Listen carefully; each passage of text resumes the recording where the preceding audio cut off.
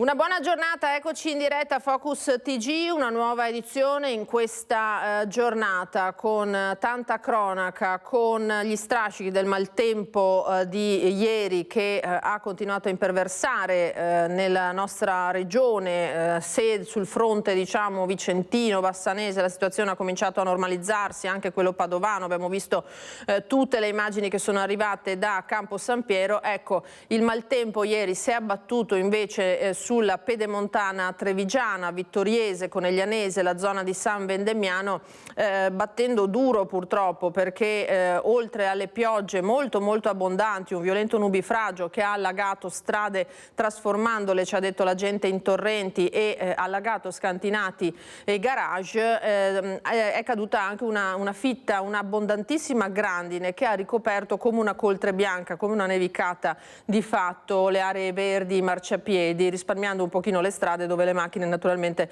hanno continuato a transitare, riuscendo a scioglierla anche piuttosto velocemente.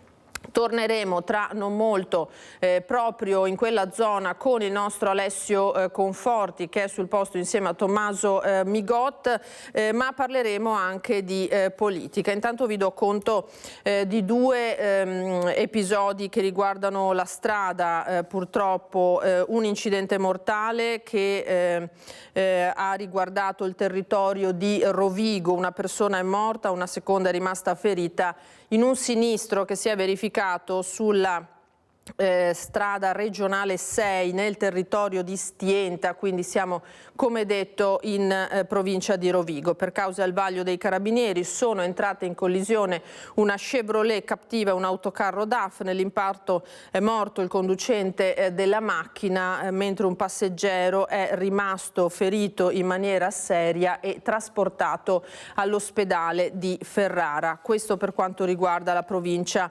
di Rovigo. Due feriti si sono verificati invece a Chioggia alle 23:10 di ieri sera. I vigili del fuoco sono intervenuti in via Brondolo per un'auto finita contro il guardrail, la cui barriera di copertura di legno è penetrata longitudinalmente nell'abitacolo. Dunque, come detto, due i feriti. Le squadre dei vigili del fuoco, accorse dal locale di staccamento e da Padova con l'autogru, hanno messo in sicurezza i mezzi ed estratto le due persone che sono state prese in cura dal personale sanitario del SUEM 118. I due feriti sono stati stabilizzati dai sanitari, trasferiti in ospedale con un codice di media gravità. Vedete le immagini davvero impressionanti. I carabinieri hanno dovuto deviare il traffico ed eseguire naturalmente tutti i rilievi del caso. Le operazioni di soccorso da parte dei vigili del fuoco sono terminate intorno all'1:30. Continuiamo con la cronaca di queste ore, poi vi daremo conto anche di un incidente drammatico che è accaduto nel Vicentino appena lo avremo a disposizione. Torniamo sull'ergastolo comminato dalla Corte d'Assise di Udine a Giuseppe Walter Pitteri per l'omicidio, lo ricorderete, della moglie nella loro abitazione di San Stino di Livenza. La pubblica accusa aveva chiesto 26 anni. Giuseppe Walter Pitteri è stato condannato all'ergastolo per l'omicidio della moglie Cinzia Luison nella loro casa di San Stino di Livenza. I fatti risalgono al 6 dicembre 2022. Al termine di 3 ore di consiglio, la Corte d'Assise di Udine ha riconosciuto l'ex autista CTV colpevole di aver provocato la morte della donna dopo averla colpita violentemente con una bottiglia. La pubblica accusa aveva chiesto una condanna a 26 anni, 22 per l'omicidio, 4 per maltrattamenti, commessi sin dal 2000 con abituali condotte di prevaricazione psicologica e fisica. La moglie era stata sottoposta ad un regime di vita tormentato e intollerabile fino all'ultima aggressione che ne aveva determinato la morte. I giudici hanno anche stabilito una provvisionale di 100.000 euro per ciascuna delle due figlie della coppia. Questo dunque è il resoconto di questo epilogo del processo a carico di Pitteri. Andiamo alla vicenda che ha dell'incredibile, accaduta a Onara di Tombolo. Siamo nel Padovano, dove un papà è riuscito a bloccare un maniaco che da qualche settimana si aggirava vicino alla scuola dove compieva atti di autoerotismo. Da qualche settimana la sua presenza sospetta era stata notata da alcuni genitori, un uomo distinto, ben vestito, che si aggirava vicino ad un asilo e poi si toccava le parti intime. I fatti sono avvenuti nella frazione di Onara di Tombolo. A porre fine a questa situazione ci ha pensato un papà che, dopo essere stato chiamato dalla moglie, agitata e spaventata per aver visto il maniaco vicino all'entrata dell'asilo, è corso, lo ha cercato e bloccato. L'uomo, un cinquantenne, arrivava quasi tutti i giorni con la sua auto grigia all'orario di apertura dell'asilo nido e iniziava a compiere atti osceni di autoerotismo. Il 31enne papà lo ha bloccato con i pantaloni già calati. Immediatamente ha chiamato i carabinieri, che sono arrivati e hanno portato in caserma il cinquantenne, che è stato denunciato. Ancora cronaca, anche se tra poco parleremo non solo di politica dal Bassanese, dove è una giornata di tanti appuntamenti e confronti in vista delle elezioni amministrative, naturalmente, che incombono, ormai mancano solo un paio di settimane, e poi parleremo anche di Giro d'Italia, perché oggi la Carovana Rosa arriva a Padova, in Prato della Valle, dove la nostra Valentina Visentin ci mostrerà quello che si sta preparando. Carovana Rosa che, lo ricordiamo, per questa 18ª tappa parte invece da Fiera di Primiero, attraverserà anche la Marca trevigiana. Sabato invece sarà la volta della Pedemontana trevigiana, che verrà attraversata tutta dall'Alpago al Vittoriese verso Refrontolo, Possagno, per arrivare sul Monte Grappa, dove ci saranno 2 belle salite, e poi a Bassano del Grappa, dove sarà davvero una grande festa, la vigilia dell'ultima giornata della Domenica Romana, che consegnerà definitivamente la maglia rosa. Allora, dicevamo, andiamo avanti con la cronaca, parliamo di buoni carburante della polizia rivenduti. Si è concluso il processo, è stato condannato l'ex poliziotto accusato di averli fatti sparire e rivenduti, e siamo ancora nel Padovano. Si è concluso il processo sulla vicenda della sparizione dei buoni e schede carburante dall'autocentro di polizia per il Triveneto, condannato per i reati di peculato e di estorsione a 4 anni e 2 mesi di carcere e a una multa di 3.500 euro Enrico Ferraretto, ex poliziotto della questura di Padova, protagonista di questa vicenda. L'ex assistente capo era accusato di essersi intascato tra il 2015 e il 2017 quasi 382.000 euro di tessere elettroniche e buoni carburante destinati all'autocentro della Polizia di Stato, buoni che poi lui rivendeva. Il Tribunale Collegiale di Padova ha emesso anche altre 2 condanne, una 53enne e suo ex marito, accusati entrambi di tentata estorsione. Dovranno scontare 2 anni e 4 mesi, oltre a pagare una multa di 1.700 euro. Andiamo a collegarci subito in diretta con il nostro Filippo Fois, che è con Sandro Ponchio, eccolo qua dal veneziano, perché c'è stata l'ennesima rissa, coinvolti ancora degli stranieri, addirittura una ventina. Ci racconta tutto allora il nostro Filippo Fois. A te la linea, buongiorno Filippo.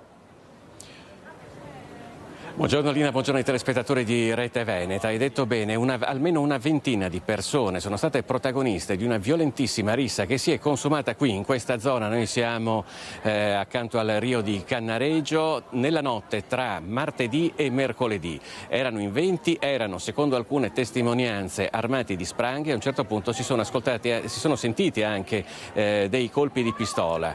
I carabinieri che sono intervenuti sul posto hanno rinvenuto dei bozzoli. Dovrebbe trattarsi di una pistola scacciacani. Fin qua ci sono le notizie, che sono veramente ancora molto poche sul fatto. Si sta indagando, anche osservando tutte le telecamere a circuito chiuso, però intanto noi possiamo dirvi un po' quello che abbiamo raccolto qui in questa zona. Rio di Cannareggio comincia più o meno, per intenderci, con il Ponte delle Guglie, dopodiché prosegue fino a San Giobbe e lì finisce Venezia.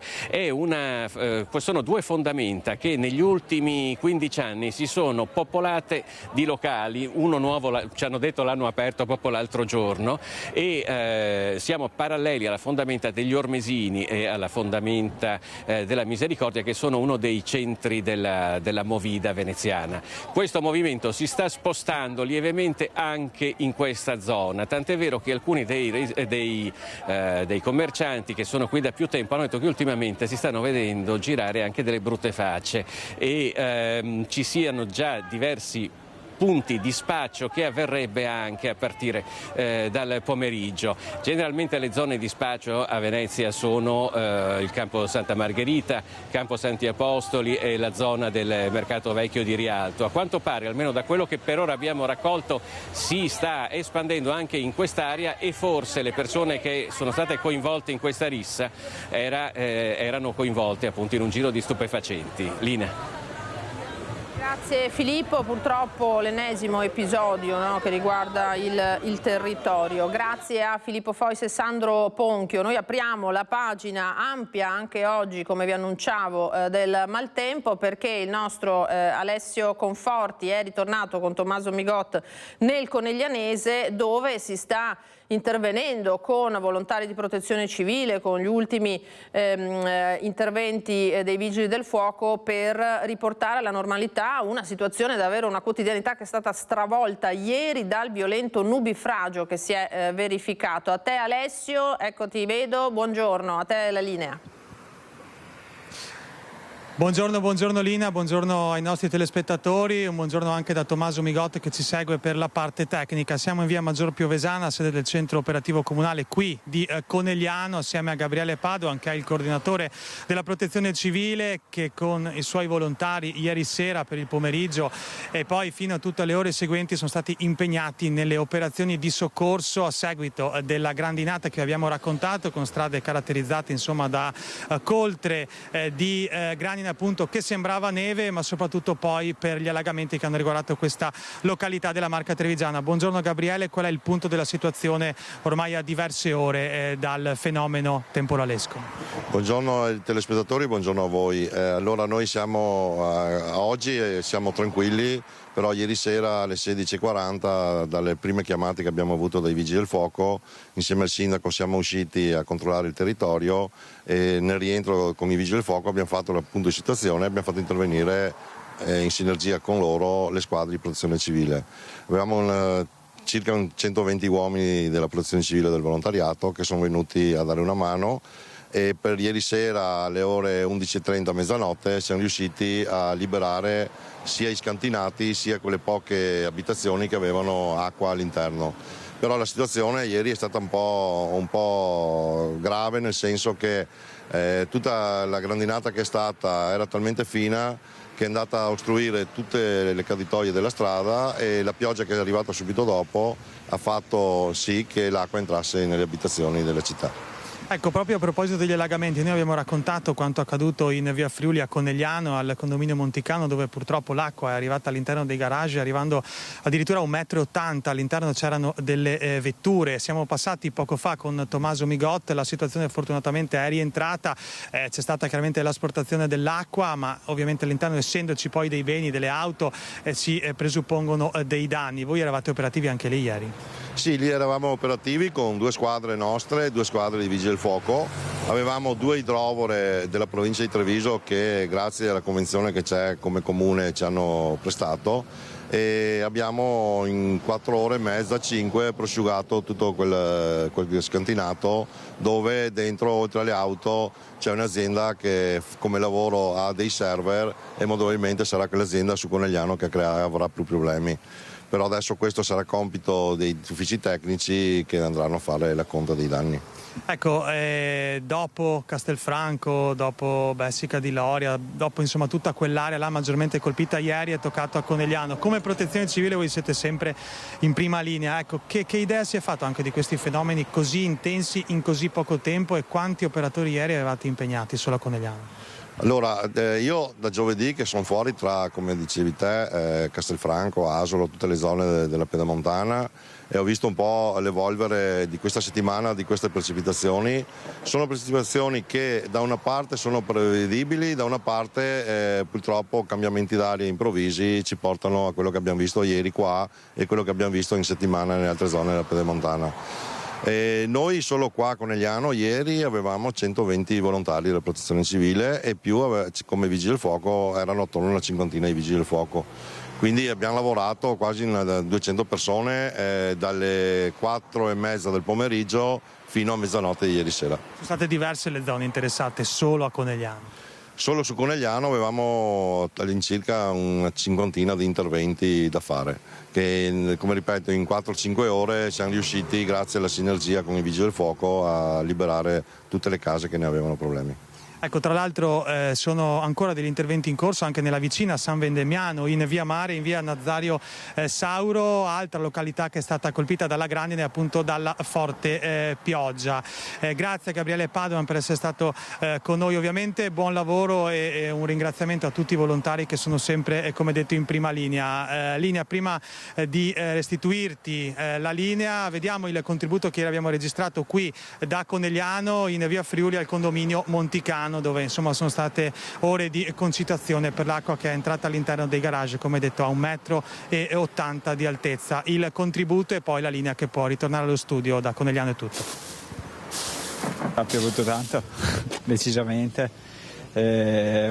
Qua c'era praticamente una spiaggia, si era fatta una battigia di grandine che veniva qui tutta davanti all'ingresso. Qui a Conegliano mai visto, al massimo in TV, ma qui in zona assolutamente no. Strade trasformate in fiumi. I fiumi d'acqua, grandine, e entrava nei garage anche dalla parte di là, proprio sembravano secchie di acqua, secchi, sì. Ha mai visto una cosa, ricorda una cosa? No, qui no. L'ultima volta che ricordo una cosa del genere è quando c'è stata la tromba d'aria a Conegliano il 5 agosto. Poi io non ho più visto una cosa del genere. Diceva che aveva visto insomma delle nuvole nere e dopo tutto d'un tratto... Nuvole nere, infatti abbiamo detto guarda a Santa Lucia come piove e poi è arrivato il disastro qui. Sì, è brutto, ma è una cosa brutta, sì. Davvero il disastro. Allora, nelle zone colpite, maggiormente colpite, quelle in cui sono dovuti intervenire i vigili del fuoco, pensate che ieri pomeriggio intorno alle 5:30-6 avevano ancora 60 interventi in coda i vigili del fuoco a Conegliano e nelle aree limitrofe proprio per il nubifragio. Lo avete visto che si è abbattuto e per questa grandine è davvero incredibile per quantità. Ecco, si è portato ieri anche il sindaco Fabio Chies, che ai microfoni del nostro Alessio Conforti ha fatto il punto della situazione a ieri sera. C'è stata una bomba d'acqua unita, come vedete, a tantissima grandine che ha fatto sì che si ostruissero alcune caditoie, per cui la viabilità è stata ripristinata completamente. C'erano 2 sottopassi a cui abbiamo provveduto a togliere l'acqua con l'idrovore. Adesso stiamo intervenendo in una quarantina di chiamate che sono state fatte dai privati.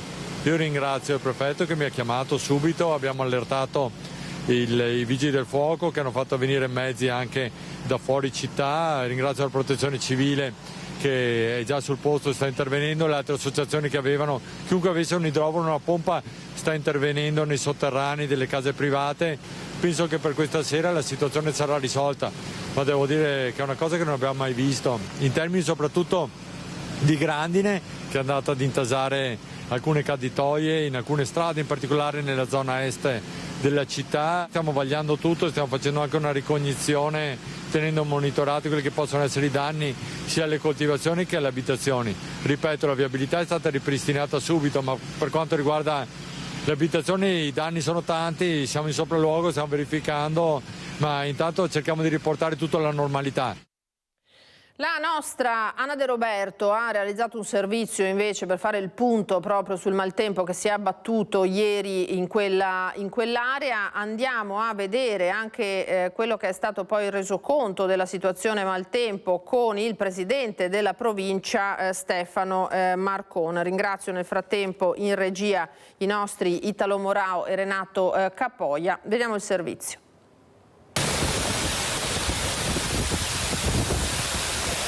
A metà pomeriggio la pioggia arriva in quartier del Piave e diventa grandine in bianca le strade di Conegliano e San Vendemiano. Queste sono le immagini che arrivano da San Fior. Qui una veduta dall'alto della grandine a terra ricopre il manto stradale. A Val Dobbiadene, se la pioggia va e viene, bastano pochi minuti per far tremare il terreno ancora una volta alle Mogliani di Guia. La frana, venuta giù con il maltempo della scorsa settimana, torna a muoversi. Così tra Guia, ecco un ramo del torrente Raboso, San Giovanni e San Vito, dove la terra è lambita da corsi d'acqua costantemente monitorati dalla protezione civile. Qui via Ferrari, tra le località di Villanova e Saccol, qui in località Perine. 20 minuti di grandine anche a San Vendemiano, agricoltori con il fiato sospeso. A far paura sono le grandinate, i danni a vigneti, frutteti e seminativi sono in via di quantificazione, soprattutto nella zona del Coneglianese. E se le strade, la viabilità è stata ripristinata già nel primo pomeriggio di oggi in tutta la Marca, sono sotto controllo. I tecnici della provincia di Treviso sono alle prese ora con le infiltrazioni negli edifici scolastici. Il punto lo fa il presidente della provincia, oggi in comune a Treviso, Stefano Marcon. Abbiamo un bilancio con della viabilità che sta per essere rimessa in pristino, sostanzialmente anzi è già quasi stata tutta ripristinata. Abbiamo avuto delle infiltrazioni nei plessi scolastici, siamo ancora in ricognizione per capire il totale dei danni che abbiamo subito da questa ondata di maltempo. Siamo partiti con quelli di giovedì scorso con una prima stima da 1,5 milioni che verosimilmente andranno in aumento.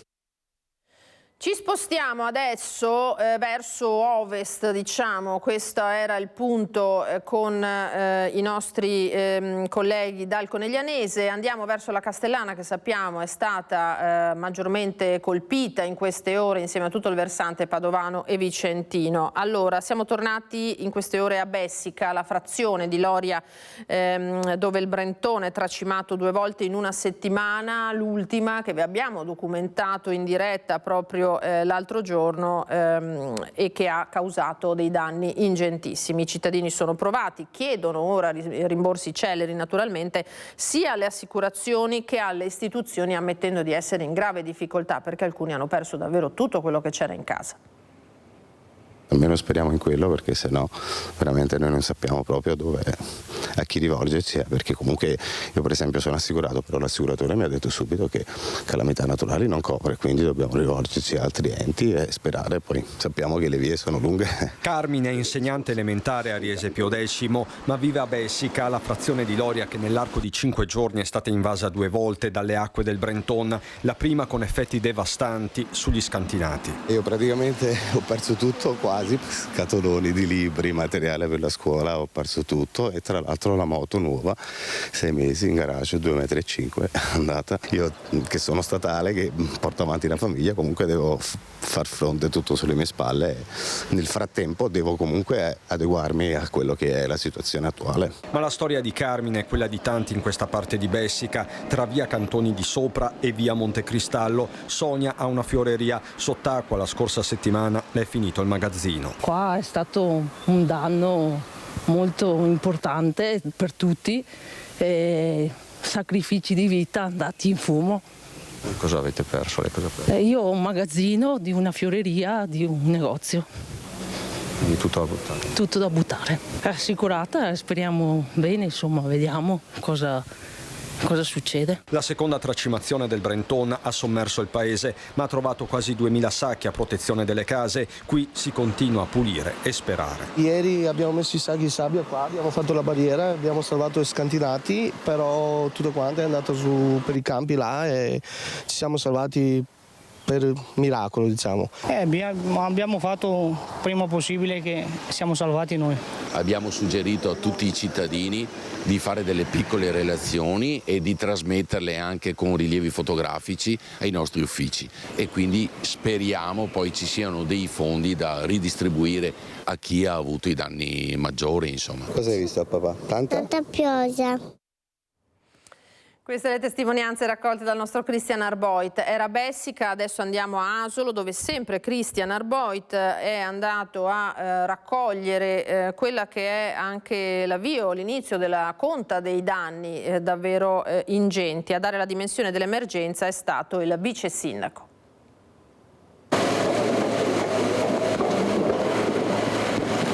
Stiamo trasportando via tutti gli ultimi rifiuti che ci sono in giro e stiamo facendo un po' la conta dei danni per il territorio, che saranno cospicui e grossi. Adesso è ancora difficile da immaginare, ma saranno 1000 persone che hanno avuto danni grossi o lievi da accontentare per i ristori.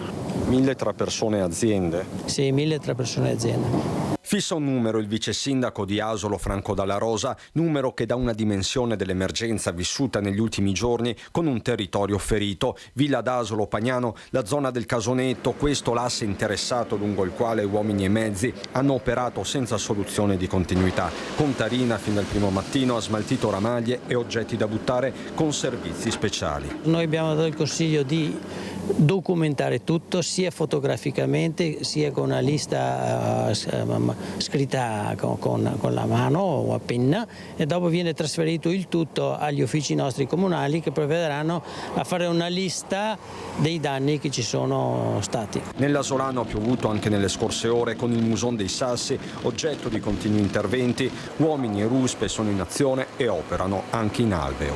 Queste sono del Genio, sono giorni che stanno lavorando continuamente e stanno ripulendo il fiume dai detriti che si sono accumulati dentro, perché l'erosione della sponda ha riportato dentro sull'alveo parecchi metri, diciamo molti metri cubi di ghiaia, di terra, eccetera. Il Muson non concede tregua? Il Muson non concede tregua proprio perché c'è tanta pioggia ancora in arrivo e ne ha fatta tantissima. Quindi l'allerta magari non rimane rossa, ma resta l'allerta? La resta, sì, sicuramente resta. Stiamo vigili perché non si sa mai come va.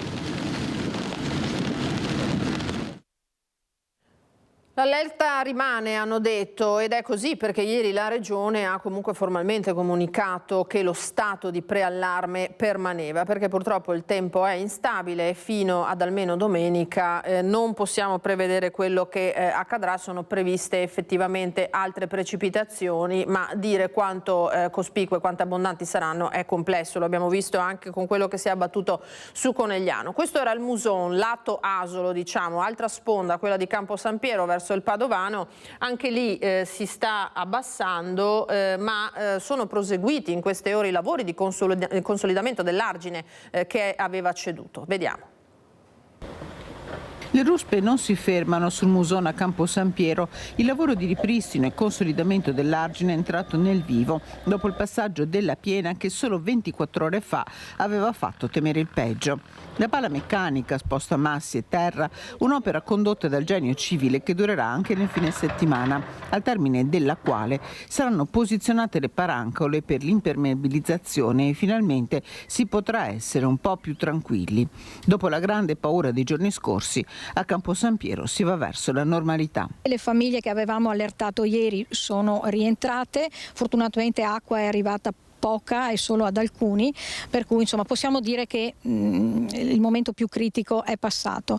Adesso bisogna proseguire con i lavori e come continuo a dire, spero che lo stato di calamità venga decretato e che il livello nazionale all'interno di questo provvedimento disponga le risorse necessarie per continuare con la messa in sicurezza e soprattutto per realizzare quelle vasche di laminazione a nord che per noi sono indispensabili. La capacità di 1 milione di metri cubi, che era quella prevista ed è ancora quella prevista dai piani della Regione, è stata realizzata all'incirca per la metà, quindi ce ne manca ancora parecchio insomma per metterci in sicurezza.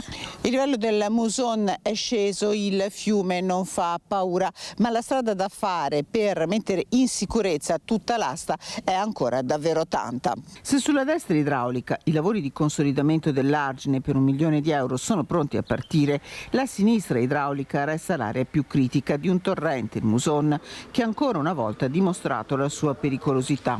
Pioggia a tratti più intensa ha caratterizzato tutta la giornata, ma dal sindaco arrivano rassicurazioni. L'ARPAV ci ha assicurato che tra oggi e domani ci saranno appunto fenomeni di piogge leggere o forse anche temporalesche, ma che non causeranno l'innalzarsi del livello del Muson. Tanta la solidarietà dimostrata dai cittadini, forte la presenza delle istituzioni nel momento della piena emergenza.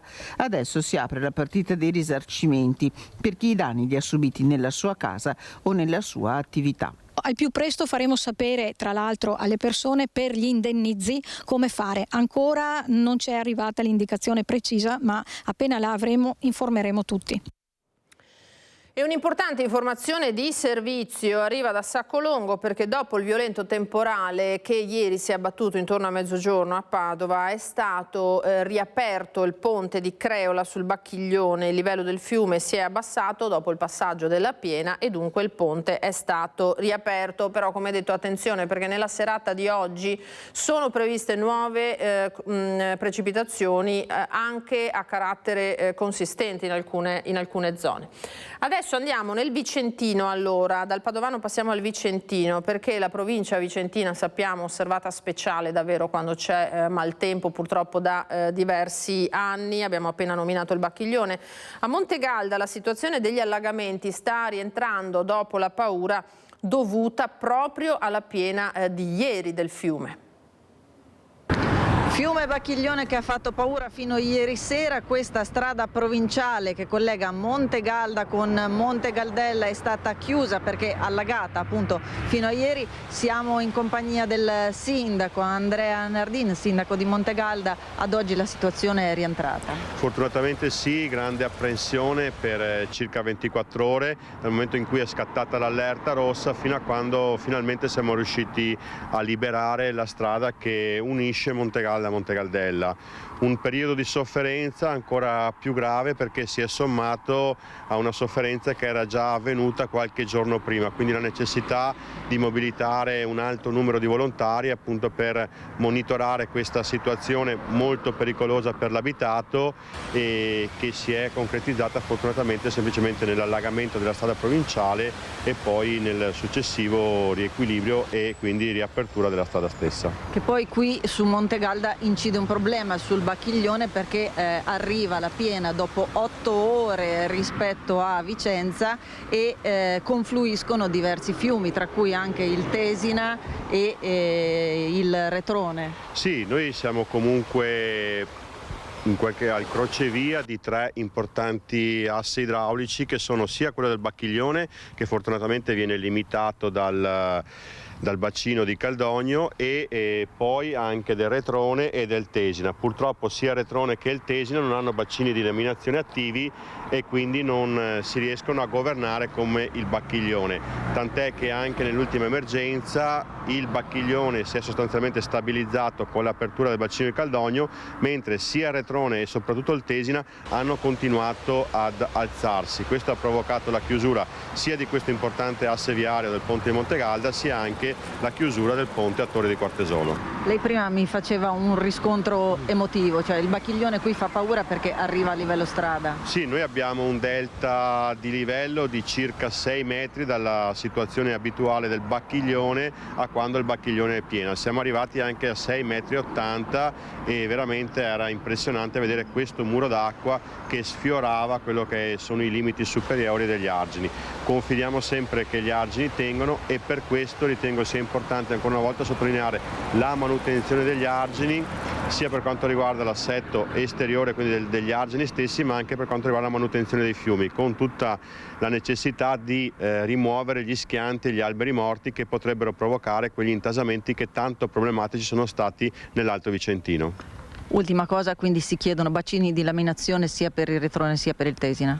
Bacini di laminazione, ma io riterrei altrettanto importanti la manutenzione dell'alveo dei fiumi, quindi rimuovere tutti quelli che sono gli alberi morti e il consolidamento delle sponde ove ci fossero difficoltà, ma manutenzione dei fiumi credo sia altrettanto importante dei bacini di laminazione perché si sono rilevati problematici i tappi creati, abbiamo visto anche nei bacini di laminazione, da questi numerosi detriti che sono stati riportati. Ecco, quindi al momento la situazione è rientrata, abbiamo visto il fiume Bacchiglione, il ponte riaperto. Io ringrazio il nostro ospite Andrea Nardin.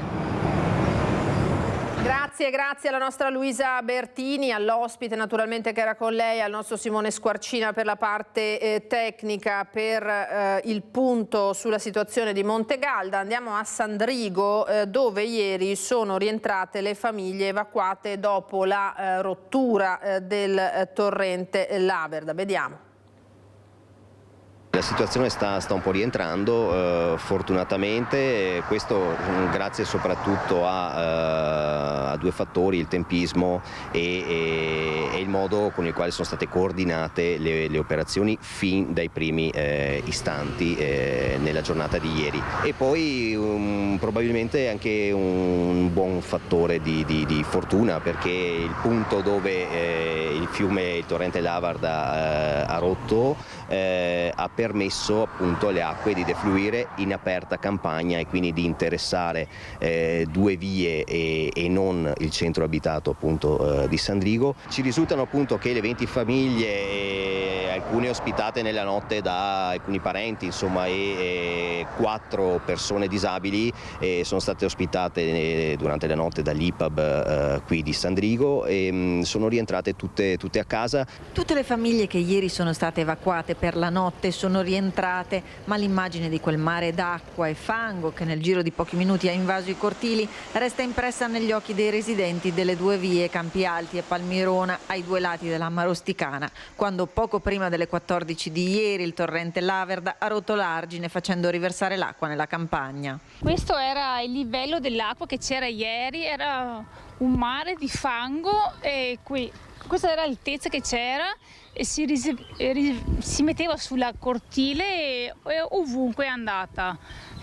Fieno, ceroso della stalla, orto, giardino.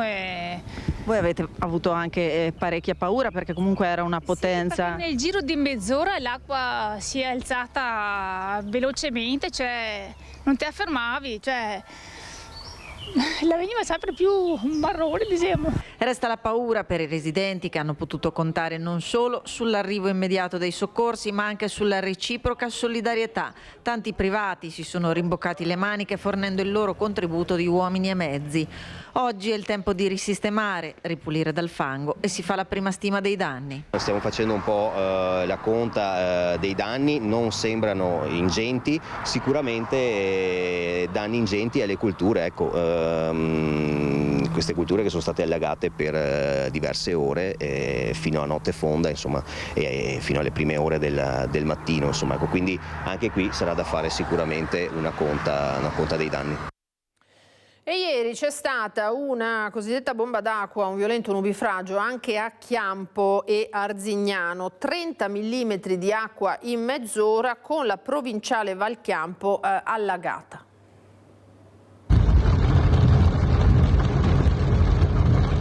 Strade trasformate in fiumi. A Chiampo si scatena un inferno d'acqua. Sono le 11 del mattino quando improvvisamente un nubifragio investe il paese. In mezz'ora cadono 30 mm di pioggia mista a grandine.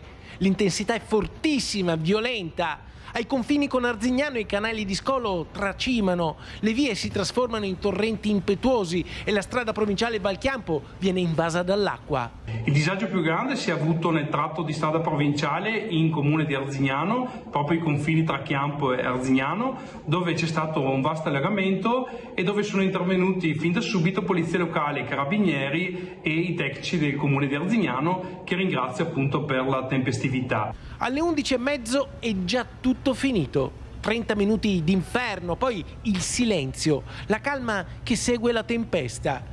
Non vengono segnalati danni di rilievo, ma il maltempo torna a farsi sentire, a colpire il Vicentino, una bomba d'acqua che è segno di questi tempi di follia meteorologica. Da mercoledì notte in poi noi ci siamo adoperati per risolvere tutte le criticità del nostro territorio, liberando i vari fossati e le varie valli, e fortunatamente non si rilevano ulteriori disagi per il nostro territorio, anche se desta molto preoccupazione il terreno delle nostre colline, che risulta essere particolarmente fragile in seguito a queste abbondanti precipitazioni. Nelle prossime ore, nei prossimi giorni è prevista ancora pioggia. Piove sul bagnato, su terreni già fradici, su fiumi già alti, ed è questo il vero problema. Il maltempo continuo, le piogge intense, un inferno d'acqua senza tregua. E anche nel Bassanese ci sono stati episodi importanti di maltempo con case allagate a Romano d'Ezzelino, a Mussolente, le colline a Marostica che franano. Sappiamo che sono state giornate davvero problematiche. Il punto sull'intera fascia pedemontana l'ha fatto la nostra redazione di Bassano del Grappa. Come si sente oggi? Sfinito. Non avevo più voglia da camminare, non più forza neanche da camminare perché ho corso in mezzo all'acqua ieri e ho la schiena in tocchi. 91 anni. Uno shock. Un shock grande, grande, poi dobbiamo provare per vedere. Pietro Ognesotto vive nella sua casa di via Marze a Romano d'Ezzelino da 45 anni. L'acqua del Mar d'Ignon li ha colti di sorpresa, non era mai capitato. È entrata con violenza da queste finestre, inondando il piano interrato in pochi minuti. Anche l'abitazione di Flavio Bordignone è devastata, l'acqua ha superato abbondantemente il metro di altezza. Mi dai una mano a sgomberare cose e dopo se non geremoniali ti fare il resto. E dopo se in un modo o l'altro sai a qualche giorno mi dà una mano economicamente, che non si parla di chissà quanti soldi, però almeno quello che ho speso di elettrodomestici, almeno quello no, il portone guarda il fa. Queste famiglie chiedono che il Mar d'Ignon venga messo in sicurezza quanto prima. Intanto davanti ai cancelli rimangono i sacchi di sabbia e i pannelli. È tanta la paura visto quanto è capitato nell'ultima settimana. Però, come al solito si aspetta sempre che succeda qualcosa prima di mettere, non so, è uno scaricabarili tra uno e l'altro, diciamo, tra il consorzio piuttosto che il comune, che non lo so. Capire perché i nostri bacini, come quello di fianco al quale ci troviamo, non sono stati in grado di reggere l'urto dell'onda d'acqua. Qui bisogna fare dei ragionamenti non solo sull'emergenza, quindi ad esempio innalzamento a argini o comunque la pulizia ordinaria degli alvei, dei torrenti che è avvenuta, ma anche a livello strutturale. Da Romano d'Ezzelino ci spostiamo a Mussolente. A Casoni, ieri pomeriggio, si sono allagate le vie General Giardino, Verdi e Madonna della Salute, rimaste chiuse al traffico per molte ore. Qui incontriamo Manuel Nicoli. La forza dell'acqua esondata da questo canale, oggi vuoto, ha sfondato la finestra della lavanderia. Non si poteva fare niente, perché anche i pompieri che sono arrivati, anche velocemente, pompieri, protezione civile, che ringrazio anche perché ci hanno dato una mano. Anche loro hanno detto non possiamo fare niente finché continua a sfogare così. Infatti hanno prima chiuso in cima dove era strarippato e dopo si è riusciti con un po' di sacchi di sabbia a creare questa sorta di isoletta per smettere che venga giù e continuiamo a uscire solo da noi, perché poi rischiavi di allagare anche gli altri garage. E a Bassano del Grappa c'è chi invece ha approfittato della situazione, in particolare delle acque impetuose del Brenta, addirittura per fare surf.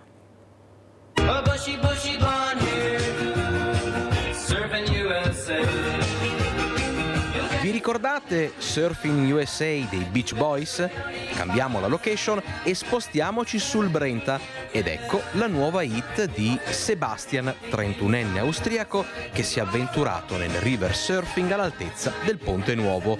Una performance che ha diviso l'opinione pubblica ma che è diventata virale sui social. I love surfing, I love the feeling of gliding on the wave.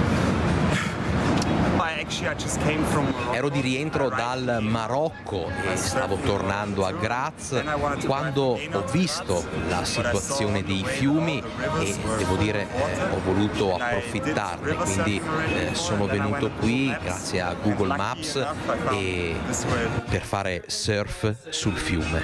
Cosa provi mentre fai surf sul fiume? È una situazione difficile da descrivere, è come volare, mi sento libero sulla tavola da surf. È pericoloso surfare sul fiume? In realtà sì, la corrente è forte e rischi di essere trascinato appunto dalla corrente, però se affronti la cosa da un punto di vista mentale, se sei forte come mentalità riesci sicuramente a farcela. Bisogna avere relax e mente libera. Un saluto e poi di nuovo in acqua a sfidare la corrente col sorriso di chi sulla tavola da surf porta in giro per il mondo la spensieratezza.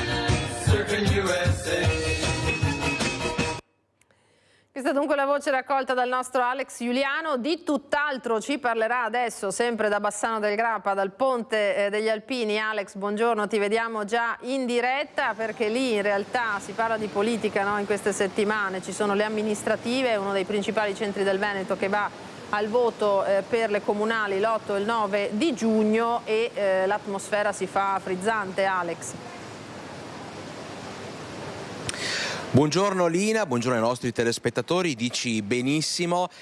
Permettimi solo, sono con Andrea Benetti sul Ponte Vecchio, permettimi solo di aggiornarti che il livello, visto che abbiamo parlato di maltempo e abbiamo appena visto le immagini del surfer sul Brenta che ieri abbiamo intervistato, il livello del Brenta è sotto controllo, in questo momento 2,29, 2,29 m, quindi insomma a Bassano c'è il sole e invece, come giustamente dicevi tu, le polemiche e l'attenzione in questo momento riguardano la politica. Questa mattina 4 conferenze stampa, perché insomma si entra veramente nel vivo di questa campagna elettorale.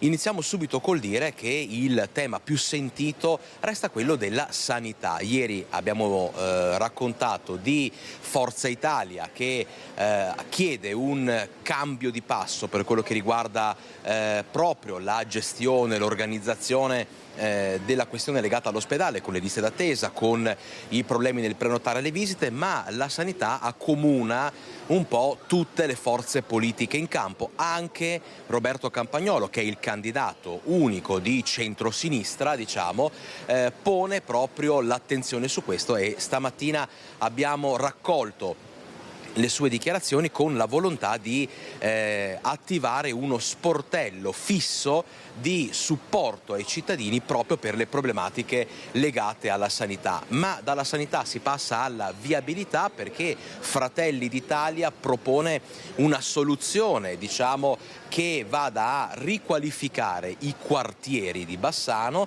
e che metta al centro la viabilità sostenibile per una Bassano che possa essere, diciamo, raggiungibile e comoda negli spostamenti, tenendo sempre fermo il tema dell'ecologia, del rispetto dell'ambiente. Le altre liste che insomma concorrono a queste elezioni, parliamo di È il momento, quindi con il candidato Gianni Zen, e di Roberto Marin con Impegno per Bassano, stanno incontrando la cittadinanza, quindi c'è un forte dialogo con i quartieri per raccogliere quelle che sono le problematiche di una Bassano che sembra pronta a partecipare in modo massiccio al voto. La sensazione, Lina, è che il pericolo, lo spauracchio dell'astensionismo qui a Bassano sia solo un fantasma che non spaventa, perché c'è voglia di andare a votare. Questa mattina un altro dei candidati, l'ultimo dei 5 candidati che si presenteranno alle urne, Nicola Finco, che lo ricordiamo è sostenuto tra le altre forze dalla Lega, da Forza Italia, da Italia Viva e Noi Moderati. Ebbene, ha parlato di una Bassano che deve spiccare il volo verso l'Europa e quindi con l'attivazione in questo caso di uno sportello fisso per la gestione dei bandi e per rintracciare e andare a valorizzare quelli che sono le opportunità, le risorse europee per una Bassano che non sia solo bassanocentrica ma che accomuni tutto il territorio. Chiudendo, resta viva la polemica nel centrodestra, un centrodestra che qui a Bassano corre spaccato e quindi c'è anche così la voglia sia di un candidato, Nicola Finco, che dell'altra, la sindaca uscente Elena Pavan, supportata da Fratelli d'Italia, di mettere la bandierina che attesti il titolo di centrodestra, di vero centrodestra bassanese, e quindi c'è un forte scambio di opinioni, anche vivaci, tra queste due anime del centrodestra che insomma rivendicano la paternità di quello che è una forza politica a Bassano sicuramente che negli ultimi anni insomma ha avuto un grosso peso. Quindi Bassano politicamente frizzante, come giustamente l'hai definita tu, astensionismo in calo, le previsioni danno veramente un forte afflusso al voto, e se vogliamo chiudere con quelle che sono un po' le indiscrezioni, parliamo di sondaggi che girano nelle varie chat, la sensazione è che al 100% si andrà al ballottaggio, quindi nessuna delle 5 forze in campo ha la possibilità concreta di vincere al primo turno e insomma al ballottaggio si stanno giocando le posizioni Roberto Campagnolo, candidato del centro-sinistra, Elena Pavan e Nicola Finco, con Roberto Marin pronto a essere la vera sorpresa insomma di queste elezioni. Questa è un po' la situazione politica a Bassano e noi dalla cornice del Ponte Vecchio ti restituiamo la linea. È sempre bellissimo vedere, Alex, grazie per questo punto della situazione, il nostro Alex Giuliano insieme ad Andrea Benetti. Allora, andiamo sull'home page del Gazzettino, un secondo per cortesia. Regia, passa il Giro d'Italia, attesi in 100.000, parliamo naturalmente degli spettatori, villaggio in Prato della Valle, proposte a tema in bar a ristoranti, pensate che c'è anche il piatto delle cucine popolari e allora abbiamo detto partenza da Fiera di Primiero, arrivo in Prato della Valle, attraversando la provincia, si passerà per Lamon, per Valdobbiadene, la provincia trevigiana, giù fino a Treviso e poi verso Martellago e la riviera del Brenta. Allora, pronta da Prato della Valle la nostra Valentina Visentin con Federico Cibotto perché lì si sta tingendo tutto di rosa, vedo Valentina. È proprio così, Lina, noi purtroppo ci hanno appena fatto spostare perché eravamo proprio sotto l'arrivo, però lo vedete inquadrato da Federico Cibotto. È qui che taglieranno il traguardo intorno alle 17:30 i ciclisti protagonisti di questa 18ª tappa. Adesso sono in corso delle gare di velocità delle scuole di ciclismo padovane, grande festa ovviamente perché come dicevi tu sono 100.000 gli spettatori attesi lungo tutto il percorso del Giro d'Italia che toccherà vari punti della nostra regione dopo la partenza da Fiera di Primiero, l'ingresso qui nel Padovano, da Noventa Padovana, poi Saonara, Legnaro, Ponte San Nicolò e la volata per arrivare in Prato della Valle, veramente bellissimo oggi con tante persone, tanti appassionati, molti vestiti di rosa a tema, quindi con il Giro d'Italia, una tappa di 178 chilometri di velocità dopo il percorso di montagna di ieri che ha avuto anche un dislivello di 5.000 metri. Oggi ci sarà solo la parte di pendenza di Cadelpoggio e poi dritti giù in pianura per la volata finale. Tanti favoriti ovviamente e la speranza di vedere un padovano tagliare il traguardo, Alberto Dainese, che è la speranza proprio di tanti tifosi che sono qui già assiepati. Ne sentiamo qualcuno. Chi vince oggi? Dovrebbe vincere Dainese, il nostro velocista di casa. Ma il tifo per lui? Dainese sicuramente, anche Milan, Dennis Milan. Però c'è un campione, il nuovo Cannibale Tadej. Cannibale Pogacar, che è un spettacolo unico, ha reso quest'anno il Giro d'Italia uno dei giri più belli degli ultimi anni. Merita veramente, un ragazzo umile, forte, professionista, ha tutto di bello.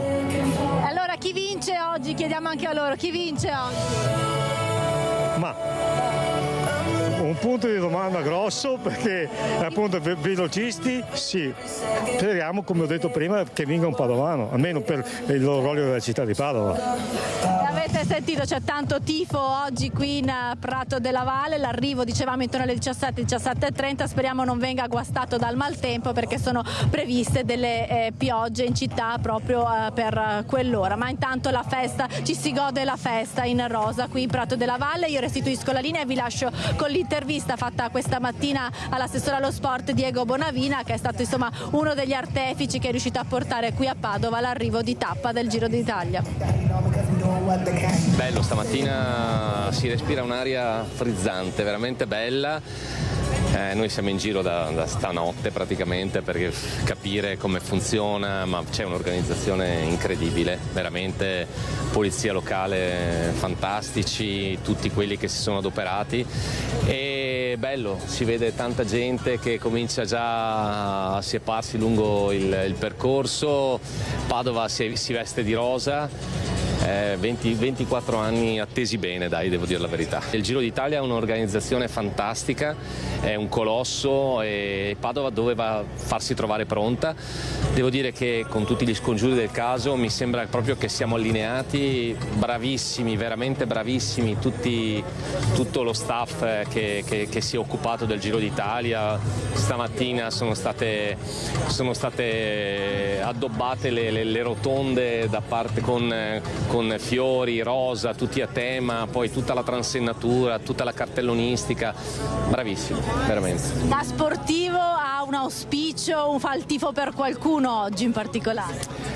Devo dire che per la prima volta in vita mia faccio il tifo perché sia una giornata di festa meravigliosa, poi una piccola preferenza ce l'avrei per Dainese chiaramente perché insomma è il nostro corridore e quindi vincere a Padova sarebbe una ciliegina meravigliosa, però voglio dire 24 anni fa doveva stravincere Cipollini e ha vinto 40, quindi vediamo. Vedremo allora come andrà. Noi ci fermiamo per qualche istante di pubblicità, torniamo tra pochissimo.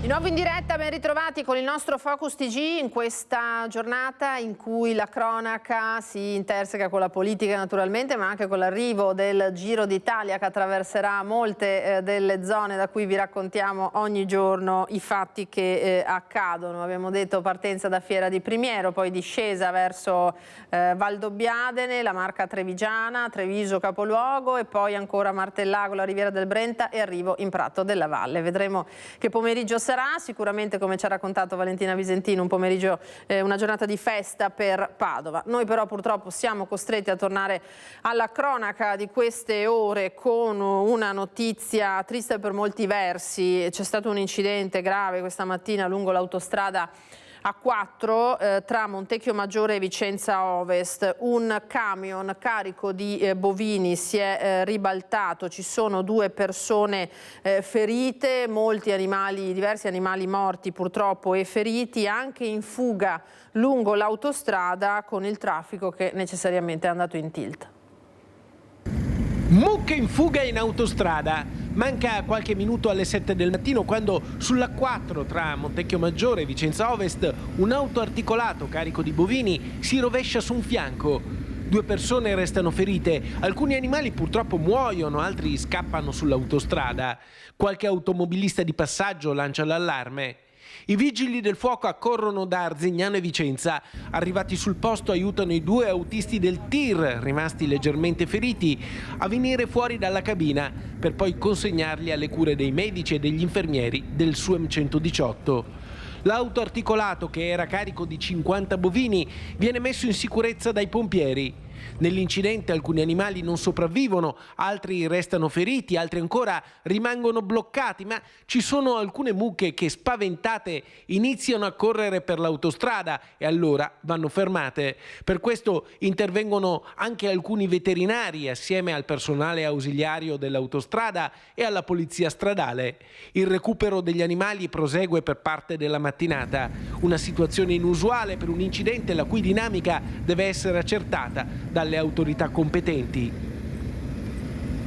Ancora cronaca dalla Marca Trevigiana, questa volta siamo a Zero Branco, lo vedete dalla homepage del Gazzettino, litiga con il figlio, lo minaccia con un coltello, poi spinge i carabinieri, papà immobilizzato e arrestato, a intervenire come detto i carabinieri di Zero Branco perché quest'uomo andrà verosimilmente a giudizio per direttissima in mattinata. I militari sono intervenuti a seguito di un acceso diverbio tra padre e figlio in casa, sarebbe, come leggete, spuntato anche un coltello da cucina con cui il genitore avrebbe minacciato il figlio senza però a quanto pare alcun contatto fisico. All'arrivo della pattuglia in evidente stato di alterazione l'uomo avrebbe minacciato e spintonato 2 carabinieri rendendo necessaria la sua immobilizzazione forzata, da qui l'accusa di resistenza. Andiamo alla cronaca giudiziaria adesso perché ci sono delle novità sul delitto, il femminicidio di Margherita Ceschin a Conegliano. Milano. 3 imputati, Lorenzo, Guzman e Lorenzona, hanno chiesto di essere sentiti, di essere interrogati. Racconteremo quello che è accaduto la sera del delitto, dicono. Margherita Ceschin non ha avuto scampo, uccisa senza pietà. Ora 3 degli imputati in carcere hanno chiesto di essere interrogati dalla procura. Sergio Antonio Lorenzo, considerato uno dei killer, difeso dall'avvocato Mauro Serpico, verrà sentito dal pubblico ministero il 3 giugno. Lui, assieme ad Enzo Lorenzon, ex marito, è considerato il mandante del delitto, e Joan Maria Guzman, l'intermediario della banda, risponderanno alle domande dei magistrati e ricostruiranno i fatti avvenuti quel terribile giorno, quando la 72enne fu uccisa nella sua abitazione. Sono emersi degli elementi, dei contenuti che vanno spiegati, ed è una delle ragioni per cui ritengo che sia necessario un confronto con l'autorità giudiziaria. Fra gli elementi che inchioderebbero gli imputati, le intercettazioni telefoniche con frasi piuttosto eloquenti sul delitto e sul compenso pattuito, e poi il biglietto che Lorenzo dal carcere avrebbe cercato di far arrivare a Lorenzone, l'ex marito della vittima, una missiva che il compagno di cella consegnò invece alla polizia penitenziaria. Non solo, durante le indagini sarebbe anche emerso che i componenti della banda criminale e Lorenzon, ora agli arresti domiciliari in una casa di riposo per motivi di salute, si sarebbero scambiati messaggi effimeri di cui non rimane più traccia perché si cancellano automaticamente dopo qualche ora. Soldi, ma anche un forte rancore da parte di Lorenzon verso l'ex moglie. Sarebbe questo il mix micidiale che avrebbe scatenato la furia omicida. L'uomo aveva anche accusato l'ex moglie di avergli inviato un'ispezione dei NAS nella sua attività. Anni di livore che, secondo l'accusa, hanno poi disegnato quel progetto di morte. Lui, 79 anni, avrebbe assoldato una banda, tutti domenicani, per uccidere l'ex moglie. Il resto è la cronaca di un giorno terribile, quando Margherita Ceschin fu brutalmente uccisa nella sua casa. I primi giorni di giugno forse i 3 racconteranno la verità di quel giorno. In carcere a Belluno, il secondo killer, José Mateo Garcia. Coinvolta in questa inchiesta anche Candy Maria Rodriguez, la fidanzata di Joel Lorenzo, il palo della banda ancora latitante. Ammonito dal questore di Padova per stalking uno dei 2 candidati a sindaco del comune di Villa Estense, 9 dei suoi compagni di lista si sono ritirati dalla corsa. Si sono ritirati in massa 9 su 10. Uno shock la scoperta che Luigi Cusin, 71 anni, uno dei 2 candidati a sindaco a Villa Estense, comune di poco più di 2000 abitanti, ha ricevuto un anno fa l'ammonimento del questore di Padova per atti persecutori nei confronti di una paesana. Il diretto interessato parla di un enorme malinteso. 9 dei 10 candidati della sua lista civica per Villa Estense hanno però già inviato una comunicazione scritta al prefetto dichiarando di rinunciare alla loro candidatura. Tecnicamente lo stralcio non sarebbe automatico secondo le tempistiche previste dal Ministero dell'Interno, ma questi candidati non avrebbero poi diritto a sedere in Consiglio Comunale, una vicenda che resta aperta. E ora veniamo al terremoto giudiziario che ha travolto invece l'ex amministratore delegato della Fondazione Milano Cortina, Vincenzo Novari, e altri 2 dirigenti. Terremoto che non influenzerà, secondo il Ministero delle Infrastrutture, l'andamento dei lavori. Le rassicurazioni arrivano appunto direttamente da Roma. Il ruolo operativo è in capo alla società Simico. Intanto a Cortina il sindaco ha aperto un canale di comunicazione sul futuro dello sliding center. Cari concittadini, ho voluto fare questo video per incominciare a darvi un po' di informazioni per quanto riguarda il famoso sliding center, dove se ne è sentita di ognuno ha dato la sua opinione, però è anche fondamentale che incominciamo a parlarne con dati concreti. Inizia così il video postato sulle pagine social del Comune di Cortina, un'iniziativa resa nota ieri per aprire un canale di comunicazione dedicato a rispondere alle questioni più rilevanti riguardo i lavori olimpici e i piedi delle tofane. Non passa inosservata però la coincidenza temporale con il terremoto giudiziario che ha travolto gli ex vertici della Fondazione Milano Cortina, in testa a Vincenzo Novari, amministratore delegato dell'ente controllato dal CONI fino a marzo 2020. 2022. La Procura di Milano indaga per corruzione e turbata libertà d'incanto. Queste le ipotesi di reato contro lo stesso Novari, l'ex dirigente Massimiliano Zucco e l'imprenditore Luca Tommasini in relazione alle gare per l'appalto dei servizi digitali della Fondazione.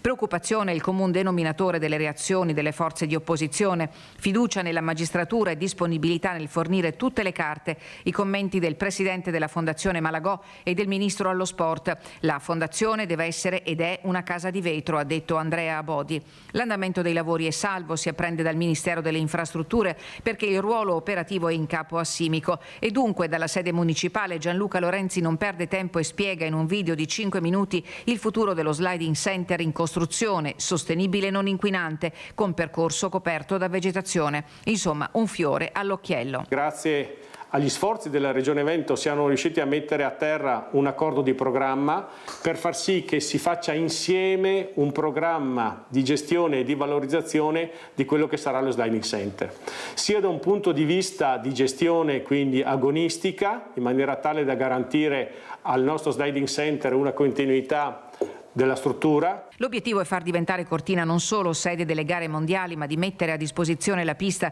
per gli allenamenti delle squadre austriache, svizzere e tedesche. Si lavora anche per la gestione con un piano di legacy che possa sfruttare gli investimenti del governo per oltre 14 milioni di euro. Nulla è al caso, stiamo lavorando alacremente per far sì che tutte le risposte e ci siano quanto più possibile certezze. Non siamo assolutamente degli sprovveduti, stiamo considerando tutto e devo dire insomma che prossimamente sicuramente avremo notizie ancora migliori.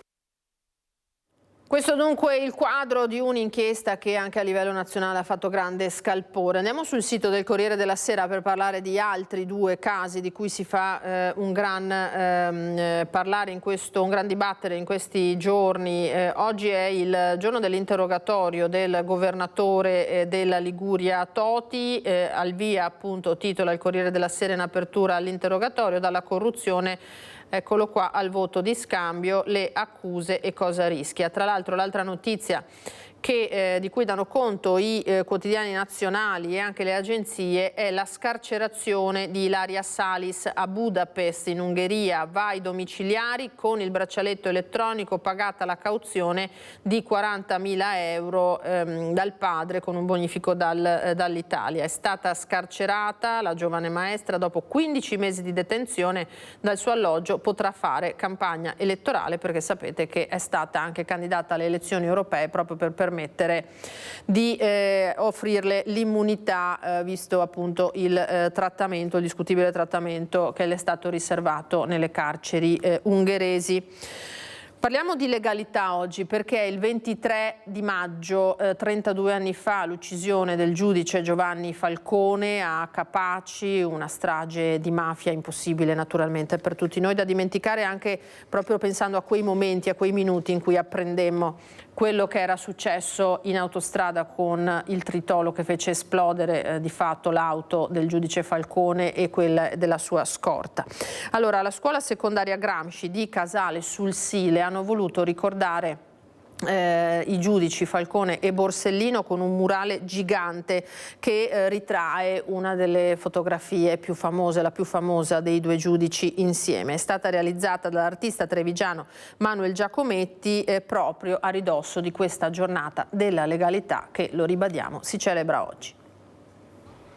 Un'opera d'arte che parla ai giovani, un murales che racconta la storia, nasce sul muro della recinzione della scuola secondaria Gramsci, dell'istituto comprensivo di Casale sul Sile, l'opera che ritrae la storica immagine dei giudici Giovanni Falcone e Paolo Borsellino, un progetto nato da una collaborazione tra l'istituto e l'amministrazione comunale e grazie alle mani sapienti dell'artista trevigiano Manuel Giacometti. Ho ricevuto grandi soddisfazioni dai ragazzi, passavano, salutavano, chiedevano, si informavano, erano coinvolti e speriamo che a qualche nuova generazione nasca qualche artista importante grazie ai miei lavori. Non solo un'opera d'arte nella recinzione della scuola, in programma un incontro formativo per tutti gli studenti. È stata una bellissima esperienza e soprattutto l'abbiamo inserita all'interno di un percorso che prevede anche degli interventi della scorta, di un rappresentante della scorta di Falcone, che verrà qui nel plesso la mattina del 22 di maggio per spiegare ai ragazzi, per raccontare ai ragazzi quella che è un po' la storia. Un tuffo nel passato per raccontare ai giovani studenti uno dei momenti chiave della storia italiana, previsto un incontro anche per gli adulti. L'evento poi verrà ripetuto la sera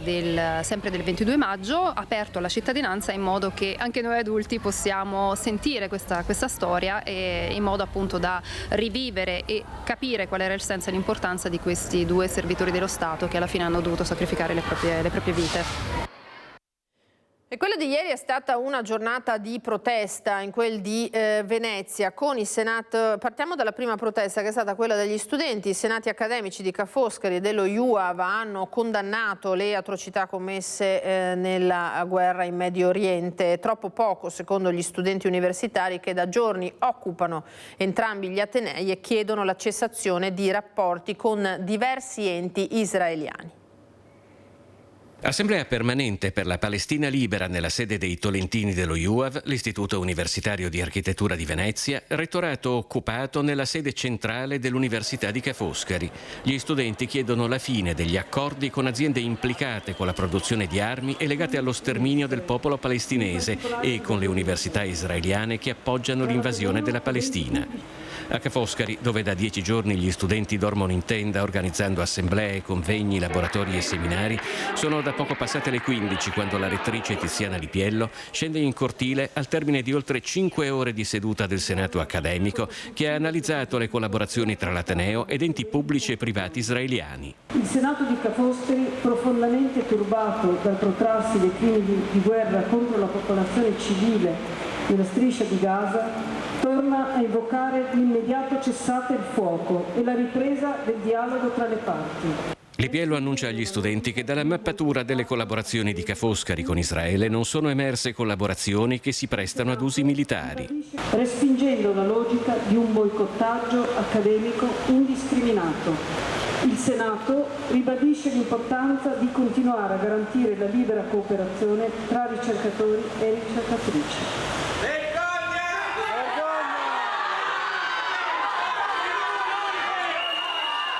Allo IUAV il Senato accademico ha scelto unanimemente di adottare la linea chiara del capo dello Stato Mattarella, basata sui principi di libertà e dialogo, talvolta anche in dissenso dal potere, sempre in collegamento al di sopra dei confini degli Stati, sempre in collegamento con gli atenei di ogni parte del mondo. Gli studenti si aspettavano qualcosa di più.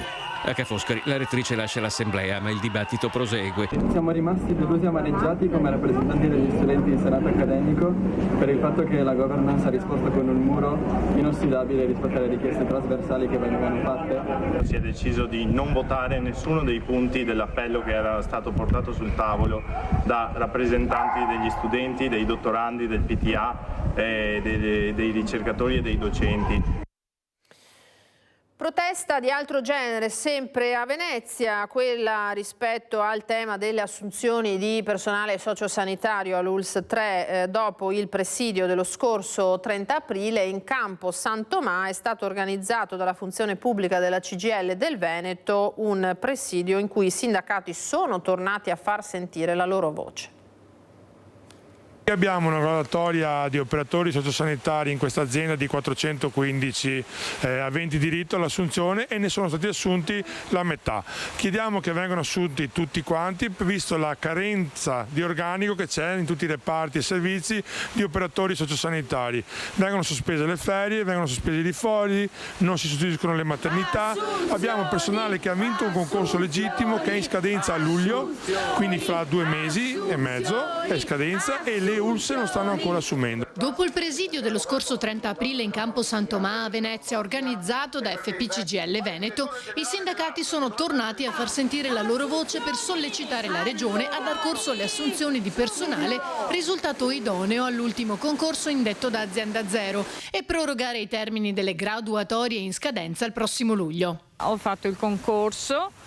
Ci speravo tanto, anche perché ci ho messo tanta fatica a farlo e quindi non vedo perché se c'è questa carenza in ospedale, su 415 persone ne hanno chiamato 237, Quindi io aspetto con fiducia che spero che veniamo chiamati o che la graduatoria possa essere prorogata in modo di poter far parte un indomani dell'UST3. Tutta l'UST3 che è in carenza, in tutte le sedi, dall'ospedale civile all'Angelo, Dolo, Mirano, Chioggia, non c'è un reparto che non sia carente in questo momento. I sindacati chiedono un'azione urgente anche alla luce di quanto dichiarato dalla Regione dopo l'ultimo presidio. La Regione Veneto si era impegnata, quando abbiamo avuto l'incontro con l'assessore Lanzarin, a dare mandato alle ULSS di procedere velocemente con le assunzioni e lo scorrimento dei graduatorie, ma ad oggi non abbiamo questo segnale.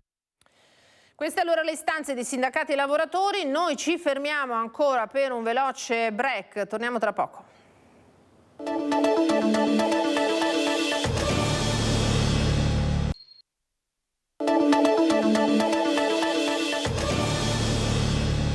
Torniamo in diretta da studio, ben trovati con la nostra edizione, l'ultima parte dell'edizione di Focus TG di oggi. Allora andiamo a vedere cosa cambia nel trasporto pubblico nella Marca Trevigiana, perché l'azienda di trasporto pubblico, la MOM, darà il via dal 14 giugno al nuovo servizio notturno a chiamata. Quindi una piccola grande rivoluzione, sarà attivo nei weekend estivi e collegherà a Treviso il centro e i quartieri.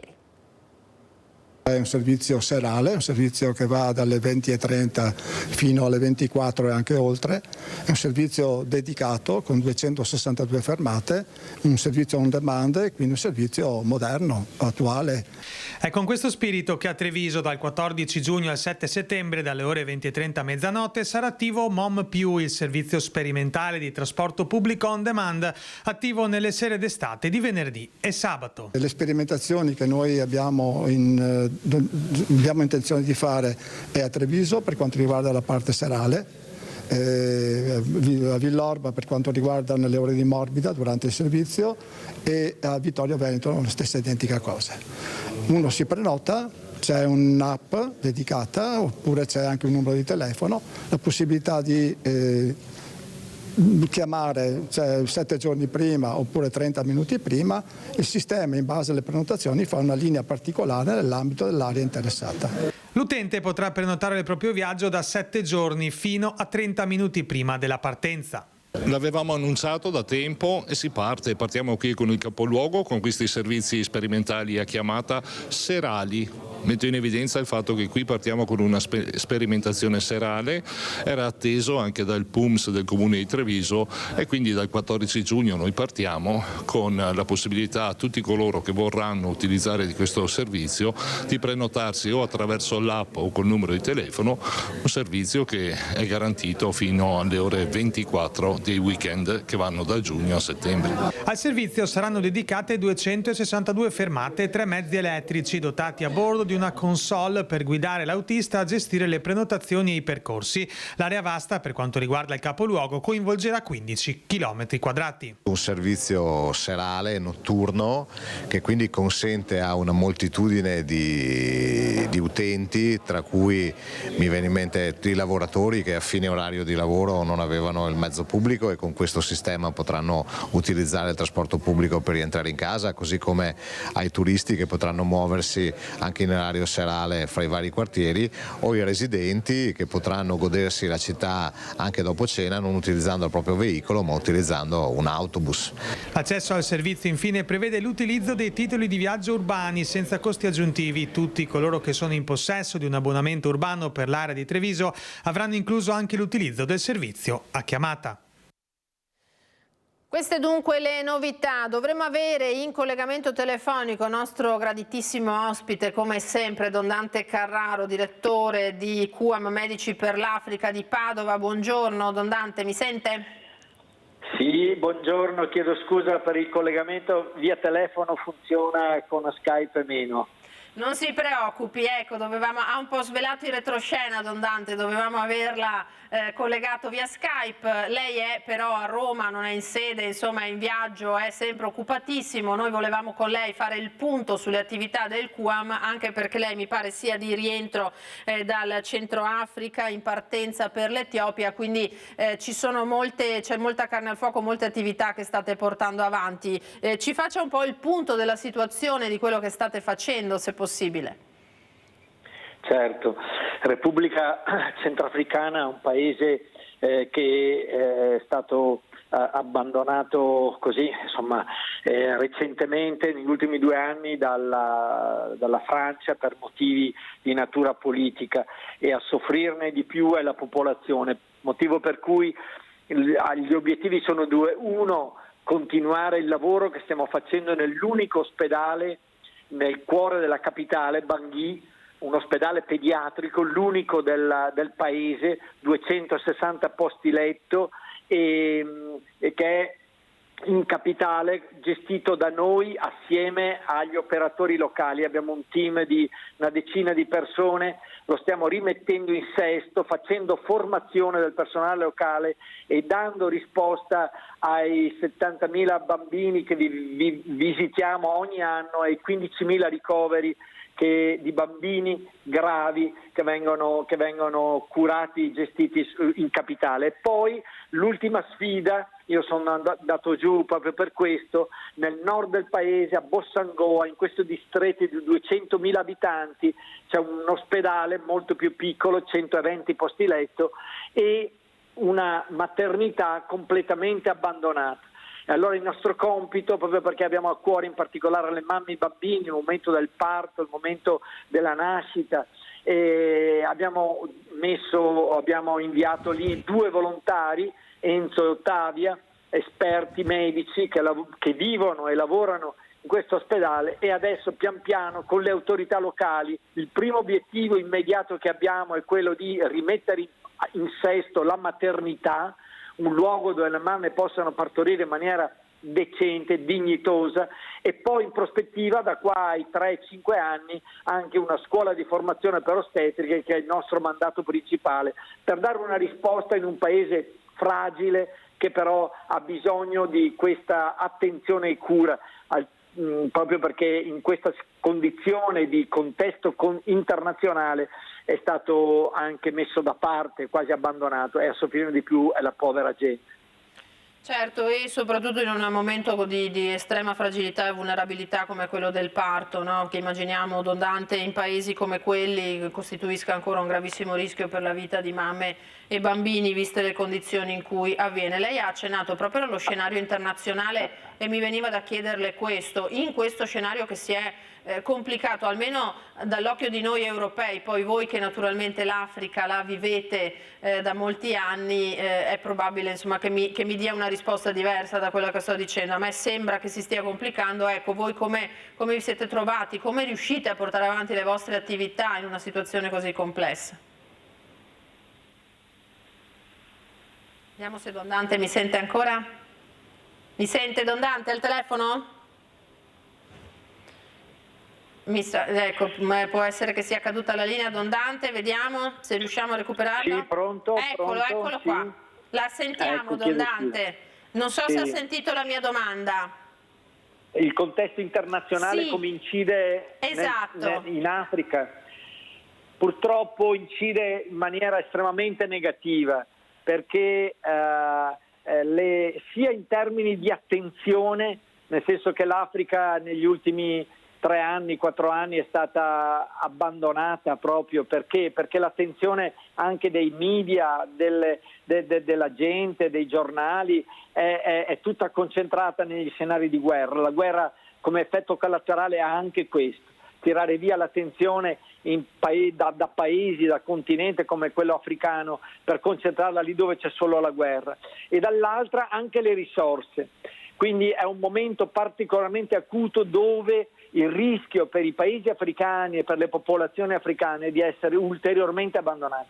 Questo da una parte ci preoccupa e e anche ci preoccupa, proprio ci fa star male, anche perché ovviamente noi siamo là in mezzo alla gente, quindi sentiamo questo per certi aspetti abbandono, però dall'altra ci motiva ancora di più, ed è il motivo per cui sto intensificando anche le mie missioni, proprio per dire alla gente, ai medici locali, ai nostri volontari: non vi abbandoniamo, ci siamo e vogliamo continuare a portare avanti con determinazione la vicinanza specie ai più poveri, specie alle mamme e ai bambini. Questo è il nostro impegno, e anche per questo dico grazie, insomma, a voi che date voce e attenzione anche a queste situazioni. Don Dante, diciamo noi grazie a voi che vi occupate di queste persone senza nessun dubbio. Senta, ci sono esigenze diverse nei paesi in cui andate, no? Noi siamo presto a dire Africa, ma non è così. Lei parlava della Repubblica Centroafricana, adesso andrà in Etiopia. Vi dovete tarare anche su bisogni differenti? C'è sempre qualche difficoltà forse a farsi sentire da Don Dante. Don Dante, mi sente? Vediamo se riusciamo a recuperarla. Magari lei ci sente e noi no, non sentiamo l'audio. Pronto? Niente, non siamo riusciti, ma i concetti che ha espresso Don Dante Carraro. Pronto? Eccolo qua, Don Dante. L'ultima battuta, dicevo, sì. Destinazione sì. Etiopia, bisogni diversi, situazioni diverse, è così? È così, è un grande paese, 120 milioni di abitanti, tensioni inevitabili, anche queste legate al fatto che è un paese che ha anche tanta gente tanto diversa, 88 etnie vivono in questo paese, però anche lì l'impegno è quello di come dire, dare risposta, perché la gente lì, il fenomeno è quello più degli spostamenti interni, cioè la gente, il grano, anche qui l'effetto della guerra, il grano è ancora a prezzi elevatissimi, era partito a 80 birr al quintale e adesso è arrivato a superare i 1000 birr al quintale, quindi la gente compra molto meno grano, i bambini mangiano meno e qualcuno scappa e qualcun altro rimane, ma dopo cade nella malnutrizione. E allora anche in questi paesi, ripeto, che hanno situazioni drammatiche, perché è un paese, ripeto, pieno di gente, pieno anche di opportunità, ma l'effetto della guerra sta pesando più sulle derrate alimentari, e quindi il problema più grave lì che abbiamo è proprio quello dei bambini malnutriti. E allora anche lì dobbiamo essere vicini, ed è il tentativo che facciamo sostenendo 4 ospedali nel paese, quello di Turmi, di Gambella, di Scire e quello di Wolisso, vicini in questo caso in particolare ai bambini malnutriti. Le sfide sono tante, non dobbiamo prendere paura, dobbiamo avere il coraggio di dire: la vita adesso ci sta facendo affrontare queste situazioni con l'aiuto di tutti, insieme con molta lucidità e anche con leggerezza. Vogliamo però affrontare le sfide vicine ai più poveri. Questo è il nostro mandato come QAM e grazie a chi vuole così anche esprime vicinanza a quello che stiamo facendo. Ecco, Don Dante, come si può fare se un cittadino volesse aiutarvi? La modalità più semplice è quella di andare sul sito, lì si trovano tante proposte. Dico solo che per esempio un bambino malnutrito in fase acuta con 100 euro al mese per 3 mesi lo si tira fuori dalla malnutrizione acuta, piuttosto che un chilo di grano, o insomma un euro, tutto aiuta, ecco, anche basta poco, ma l'aiuto concreto nel sito trovate tutto, e da parte mia davvero un grazie di cuore a chi vuole essere vicino a queste sfide. Ripeto, senza paura, con tanto coraggio e con tanta fiducia, perché il mondo nuovo, più giusto, più anche in pace, lo si costruisce riducendo le disuguaglianze e le ingiustizie che ci sono, e dobbiamo batterci per questo. Grazie infinite, Don Dante, per il coraggio, ma anche per le parole di speranza che ha pronunciato oggi qui in diretta con noi. Grazie e buon lavoro davvero di cuore. Grazie a voi, grazie a tutti gli spettatori, grazie. Grazie a Don Dante Carraro, direttore del CUAM. Allora noi chiudiamo perché il tempo a nostra disposizione è terminato. Il mio grazie in regia a Italo Morao, Renato Capoia. A voi che ci avete guardato da casa vi auguro un buon pomeriggio. Arrivederci.